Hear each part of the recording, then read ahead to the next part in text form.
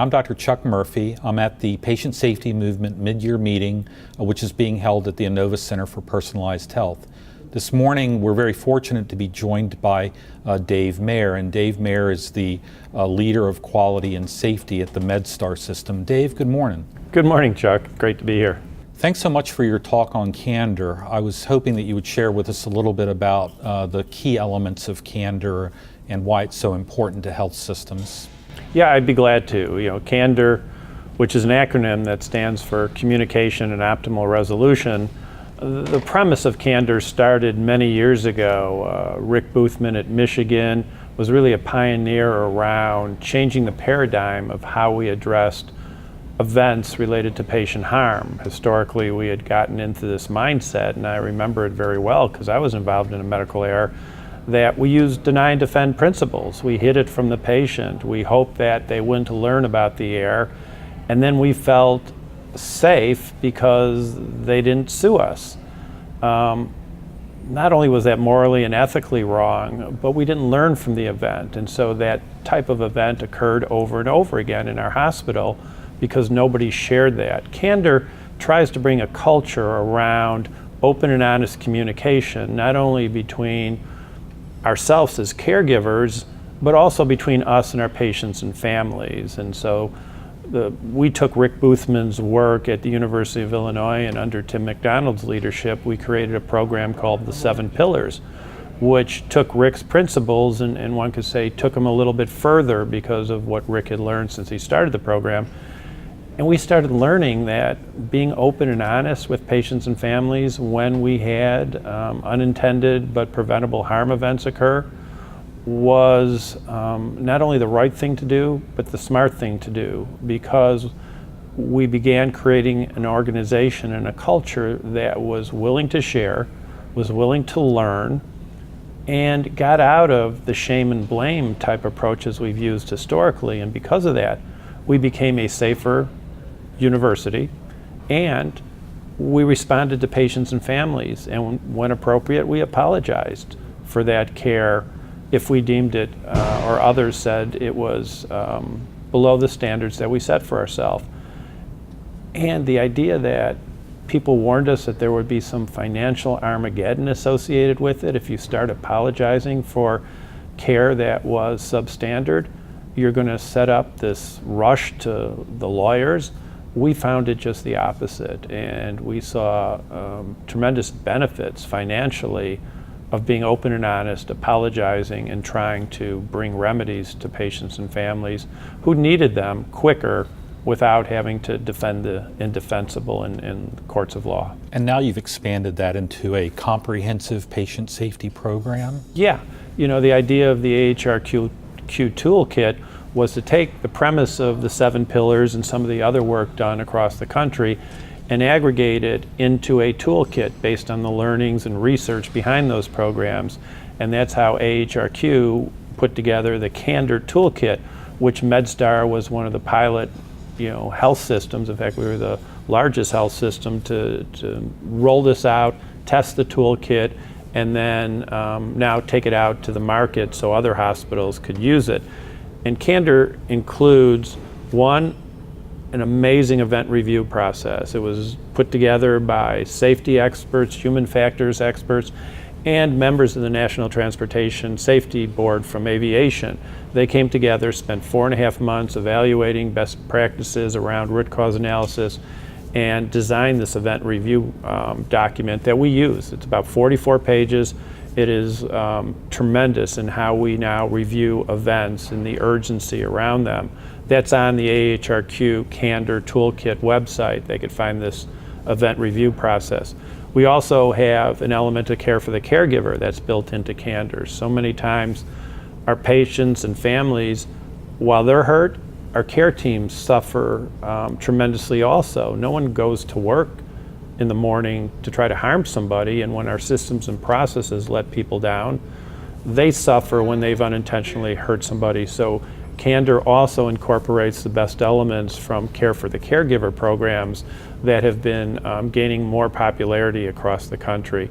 And finally, it's how do we communicate with our patients and families when these unintended events occur. And we've learned through the years, you gotta do this immediately. You can't wait 2, 3, 4 weeks to start having conversations with patients and families. Even if we don't know what caused the harm, you still have to get in front of that patient or those family members and say, we don't know what happened, we didn't expect this to happen, but we will figure out what happened. And all along the way, we will continue to update you as we learn. We are here to answer any of your questions. We're here to support your needs now that have changed since the care of your loved one has changed. And so you put that all together, the care for the caregiver, the event review, and the immediate conversations with patients and families, you ultimately become a better learning organization and, truthfully, a safer hospital. And then I think that part of that communication to the family is to give them a name of someone that they can contact at any time, because of course they'll come up with other questions and needs. Oh, exactly. You know, the physician, the nurse, the care team goes back to work. They have other patients to take care of. They could have office hours, so they leave that environment. So we always give a contact name and a reference and a phone number for somebody in our safety office that they could contact anytime, day or night, for a question. Many times they go home in the evening, the family and other family members start asking questions that they hadn't thought of because of just the emotion of the change in care that occurred earlier. And so we want to make sure that they've got somebody that they could reach out to. And in our safety office, if we don't know the answers to those questions, we'll tell them we don't know the answers, but we promise that we will get that information back to them as soon as we could find that information out, be it from the doctor, from the nurse, or wherever that information might be accessible. And so you've been one of the leaders in this area. How is this working for your patients and families? Well, Rick Boothman always used to say, never expect hugs after patient safety events, harm events that have tremendously affected not only our patients, but the families. We've learned to use the term "go team" in sort of similarity to the aviation and NTSB model, because when you see the impact of what these events have on patients and families, or God forbid if some family member died from this preventable harm event, that family dynamic has changed forever. It's like a plane crash happened in their life. And so we take that concept and try to instill it in everything we do. Now I'm going to switch topics a bit. You are a leader in patient safety nationally and internationally, and you also are affiliated with the patient safety movement. So why that association with this organization? Well, truthfully, Joe Chiani. When I first met Joe, you could feel the passion and you could feel his intensity in wanting to do this, and it wasn't because of commercial issues or other things. When somebody comes from industry, I know healthcare is always speculative of what's their underlying reason, but Joe is a straight shooter, and when you meet him, you understand the passion and the commitment, and I wanted to be part of that. I saw him having the ability to do great things, and the people he was bringing together. There's never a shortage for people who are passionate about safety and quality. So while there are other organizations that are out there doing great work, we could use a Patient Safety Movement Foundation. We could use others like Joe Chiani to step up and say, you know what, I'm going to help set a target of zero preventable harm. I'm going to help reach out and do my thing, be it with our foundation or on their own. We still have so much opportunity for improvement. So Joe was really the basis of why I joined on, and it's been some of the best 5 years I've had working with Joe and others to try to help. And of course we need industry. When I think about other industries that have better safety records, in those cases safety is engineered from the very beginning. And frankly, we lag behind in healthcare with that same integration of safety from the design phase forward. So it makes sense to partner with industry. It does. And again, if there were 50 Joe Chianis out there who were CEOs of major healthcare corporations and joined Joe in that commitment, I know that's been a big part of the movement's success so far, as he is working to align CEOs from other healthcare companies and to form this coalition that we will all share, we will all work together to try to make healthcare safer. I love it, and so hopefully we'll continue to see people sign up and join from the industry side. Last question, leadership and patient safety. Talk to me about what you think are the key elements that you as a leader can bring to the table and how you can effectively create a safer organization for patients. Well, again, I've been very fortunate to have the opportunity to work for MedStar. 5.5 years ago, I didn't even know who MedStar was, truthfully. When they reached out and asked if I'd be interested in their position, I did some due diligence on them. And I look at 3 things that were very important to me if I was to be successful in my role at this point in my career. First, the CEO. Was there passion and was there commitment there? And when I first met Ken Samet in our interview, he always jokes I interviewed him more than he interviewed me, but I said, why do you want a person like me? Why are you creating this position as a corporate position across our 10 hospitals and our 300 ambulatory sites? Ken said, because I'm tired of apologizing for bad care. And that resonated so much for me because, one, you could tell he was serious about the idea of driving to zero, about trying to strive for that zero target. The second, he used the word apology, which goes back to my days at the University of Illinois and resonated with me also, and that I had a system that believed in what we had done at the University of Illinois. Be transparent, be open, apologize when care was substandard. So that was one. The second was chief risk officer. I've learned through my days that when a chief risk officer reports up through a chief legal counsel in an organization, while there are exceptions, that's usually an organization that's more on the deny and defend mindset today.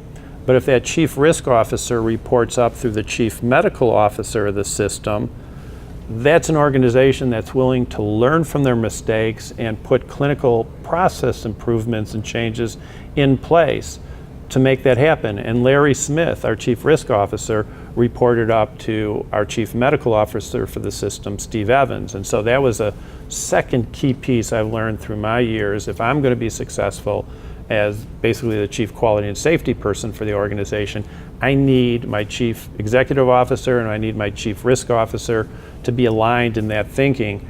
And finally, it's the chief medical officer of an organization. They are the ones, as in our case, Steve Evans, who oversee everything done on a clinical side. And I need to be aligned with that person. So when I've got issues, they're willing to do the hard job. If we've got a disruptive physician, they're willing to have that first conversation. And if it continues, they're willing to take that physician out of the organization. Steve Evans is all of that and more. The guy himself won the Patient Safety Award in the District of Columbia when he was the Vice President for Medical Affairs at Georgetown. So those things are critical. And then I think the last thing that's so important is we have a term at MedStar. It's work as imagined versus work as reality. And a lot of times as leaders, we sit in our offices and we think we know everything and we think we know what's going on. We don't. First, the people at the front line not only know the problems, but they know the solutions. And if we don't get out of our offices and spend time on the floors talking to people at the front line, hearing their thoughts, getting their ideas, we'll never do this correctly. And Toyota has a term, get to the gemba, get to the floor where things are happening to really understand what's going on. And we've done, I think, a very good job of instilling that amongst our leaders at our hospitals and our acute, non-acute care centers to get in front of the people in the front line. And certainly key to on the journey to becoming a high reliability organization as well. It's exactly deference to expertise. Look to the people who've got the solutions. I don't have the solutions, they do. It's my job as a leader to listen to them and then take what they've recommended and try to figure out how we can put that in place. And is zero the correct goal? It's funny you mentioned that because I had similar emails from that recent human factors science meeting, and talking about, oh, we should never set zero as a goal. It's unachievable and it disappoints people. You always get frustrated. No, we should never stop putting zero on our scorecards and dashboards. We should always strive for zero. I don't know any organization that should be happy and saying, you know what, we only had 10 last year, we're good. No, the goal is to drive to zero. And maybe it won't happen, but if we don't set it, we'll never possibly achieve it. And the reality is, I think you and I both see, a week at a time, a month at a time, a year at a time, we're seeing people actually attain zero in these important areas. So it is attainable. It is, and I'll give you a short, quick story. So like others, we've been really focused on central line infections across our system. And as I mentioned, we're 10 hospitals. And we track those both in the ICU and non-ICU. And we've been seeing tremendous progress over the last 4.5, 5 years. Well, there was a month, about 6 months ago, where we had zero ICU collapses across all our hospitals. And there were people that told me 4 years ago zero was unachievable in central line infections, and that you're always going to have 2 or 3 per 1,000 catheter days. We've driven that fallacy away. We've shown in at least 1 month we got to zero across 10 hospitals.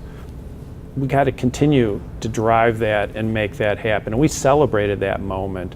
And we'll have more months like that we'll celebrate. But if we don't think it's possible, we just sort of, fall back and accept patient harm still.